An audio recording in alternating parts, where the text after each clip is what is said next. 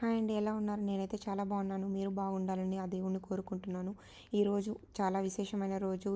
మా పాపమోచని ఏకాదశి అంటారు. శనివారం వచ్చింది. శ్రీ మహావిష్ణువుని, లక్ష్మీదేవిని మంచిగా పూజించితే ఇంట్లో మనకు చేసిన ఎప్పుడో ఒకసారి పాపాలు చేసే ఉంటారు మనిషి అన్నాక, తెలుసో తెలియకో. ఆ పాపాలను ఈ ఏకాదశి రోజు దేవుణ్ణి భక్తితో కొలిచితే ఏదో అంతో కొంతో పోతుంది అని మన మన గట్టి నమ్మకము.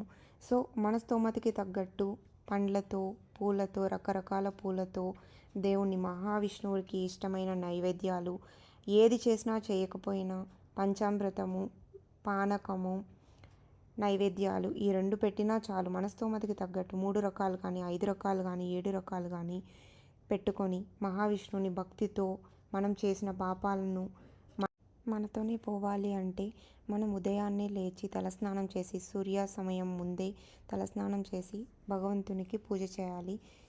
ఏకాదశి నాడు గోవిందనామాలతో పాటు ఈ మంత్రాన్ని జపించాలి. ఓం నమో భగవతే వాసుదేవాయ నమః అనే మంత్రాన్ని 108 సార్లు జపించాలి. మార్చి 14వ తేదీ ఉదయం 8 గంటల నుంచి 15వ తేదీ 9 గంటల వరకు ఏకాదశి ఉంటుంది. దీపాలు కొండెక్కకుండా చూసుకోవాలి. Thanks for watching my video. Please subscribe and comment.